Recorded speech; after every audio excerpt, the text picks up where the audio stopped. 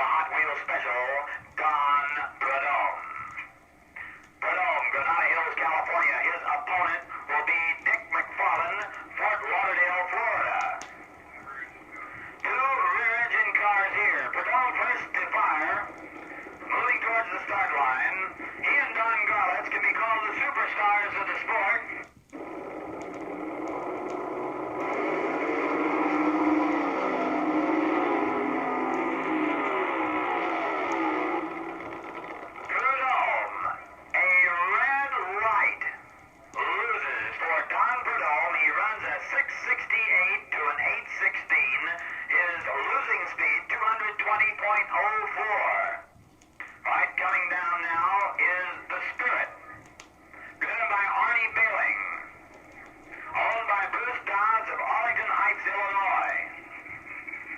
Behind him is competition Jim Walter, Painesview, Ohio.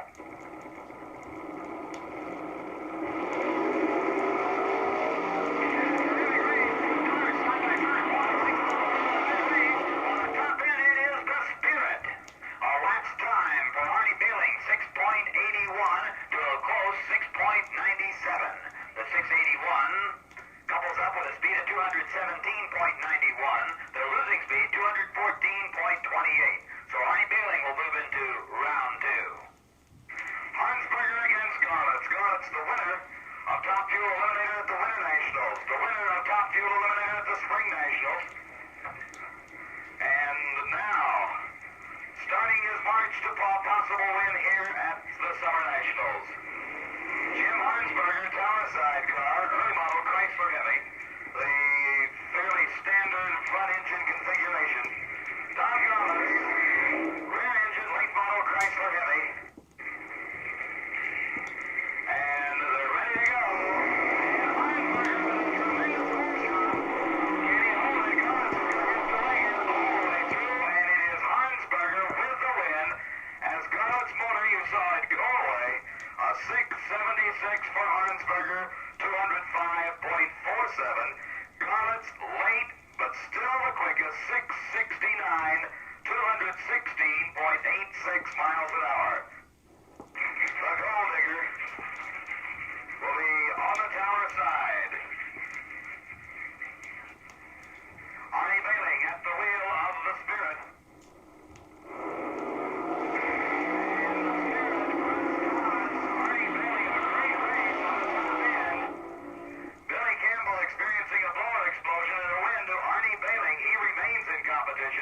A 681, 215.82 miles an hour. All right, here we go on a top duel. This is the semifinal round. There's been some kind of thrashing going on in the pits to bring this about, and we've had some broken machines. Moving down will be Roy Maddox's car out of Urbana, Illinois, Jim Harnsberger. We understand he was one of the cars that was wounded quite badly. His opponent, Herman Peterson, all the way from the great Northwest, from Paulsboro, Washington. All right, 4 cars left here, of course, so this is the semifinal round. The winner here will be in the final.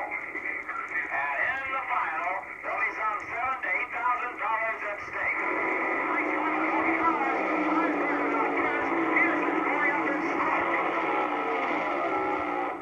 Harnsberger all the way with a watch time of 7:09. To a losing 7.09. Identical elapsed times. The winner in the spectator lane, Harnsberger, at 167.59. Peterson tried to catch him at 216.86. So Harnsberger will be in the final. Here we go. The Spirit appearing coming down the pushdown road. The rear engine car driven by Arnie Bailing. Bailing, a former funny car pilot, doing a great job with the new machine. Right behind him,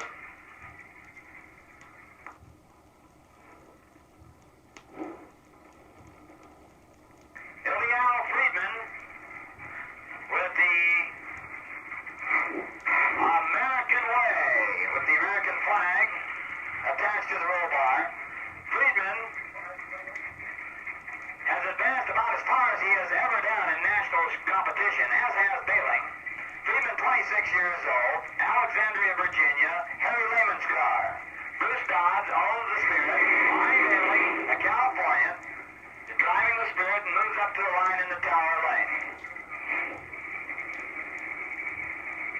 Friedman makes a burnout and we're all set to go. Two gangsters a pair, packing as much horsepower as they can.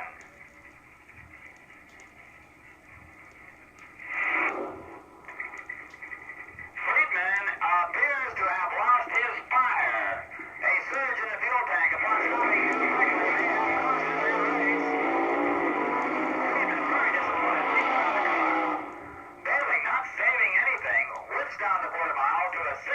speed of 216.86.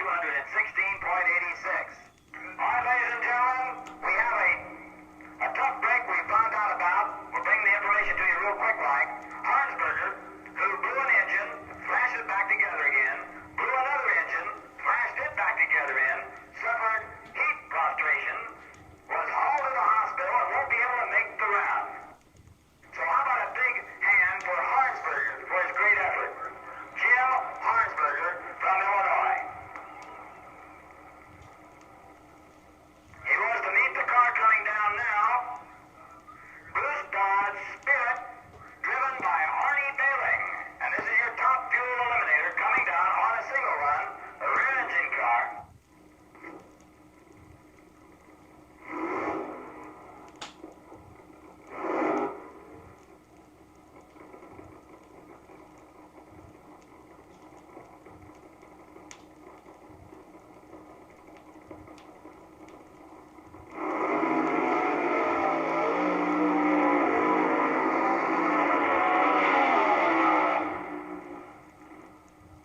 Your top eliminator of the 1971 Summer Nationals, ladies and gentlemen, Arnie Bailing. A lapse time, 6.69. A speed of 220.04 miles per hour. Here we go in the funny car competition. It'll be the Ram Chargers in the Tower lane. Sammy Miller in the spectator lane. Now these cars will be allowed 2 burnouts. One from the bleacher and one from the start line. And a real smoke bank moves over the start line from the results of Goldstein's burnout.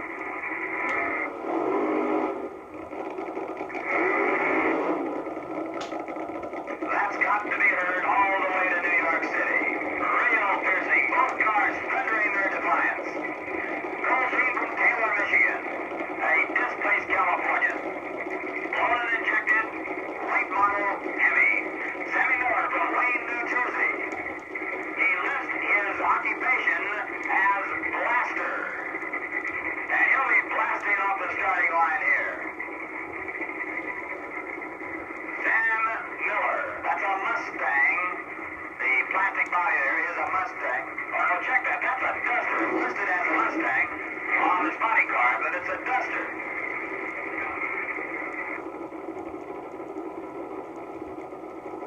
The Ram Chargers, of course, with the Challenger, all set to go here on the tower side.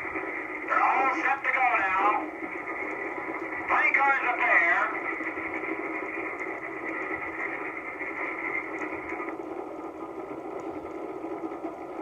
Both cars seem to be trying to outweight the other.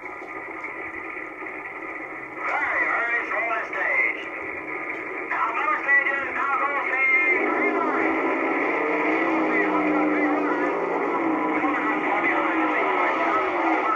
And the engine lets go in Miller's car. You can see the fire.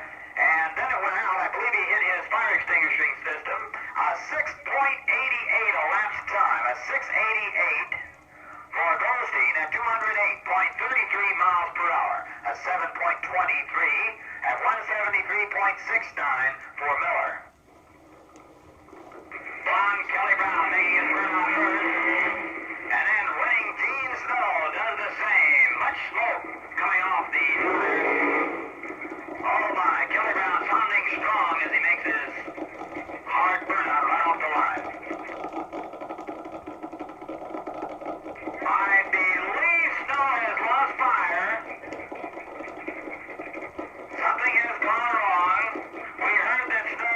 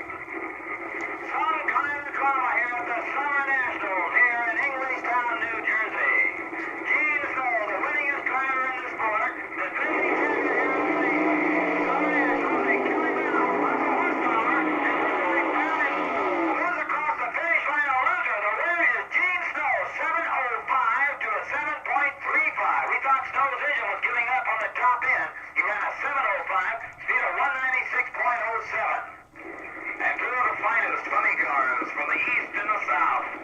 Candies and Hughes on the tower side. Spectator side, the mini charger of Fred and Phil Castronova, the Custom Auto Body Enterprises entry. Leonard Hughes and Paul Candy seeing what's happening. Hughes on the tower side, having his share of problems in the mid-range on the top end. It is Leonard Hughes all the way through 697 out of the 7-0 bracket finally for Candies and Hughes, 214.28 miles an hour.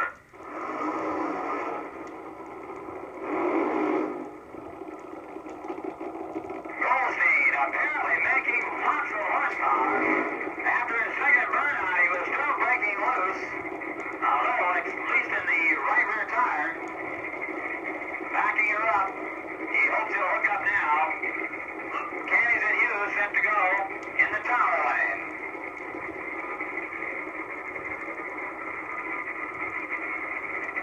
The plastic-bodied funny cars. Safe to say they are at least among the most popular of all race cars in the sport of racing. Candies and Hughes. Their blue car in the tower lane. The candy apple stripe white machine, a Ram Chargers, Goldstein driving in the spectator lane. The Pro Star will be used, only one amber in the green.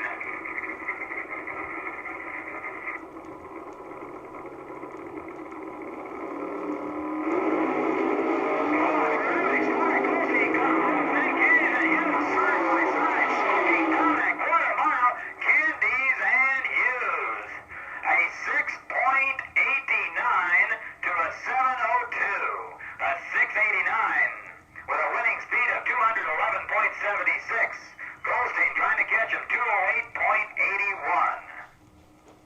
And two of the finest funny cars in the nation. From Omaha, Louisiana, running as well as they have in quite some time, Candies and Hughes, up against the winningest funny car in the nation today, Gene Snow from Fort Worth, Texas. Both machines with their bodies lifted high over the chassis to make the final adjustments. The drivers now strapped into their machines, looking much like someone from outer space. Their fire suits, their face masks, their fire boots, their gloves. They're all set to blast down this quarter mile for the Summer Nationals title. Coming to life now, it's Gene Snow's machine first. He will stage up on the tower side. Candies and Hughes on the spectator side. Candies and Hughes with the blue car. They'll make two burnouts, and the race will be on.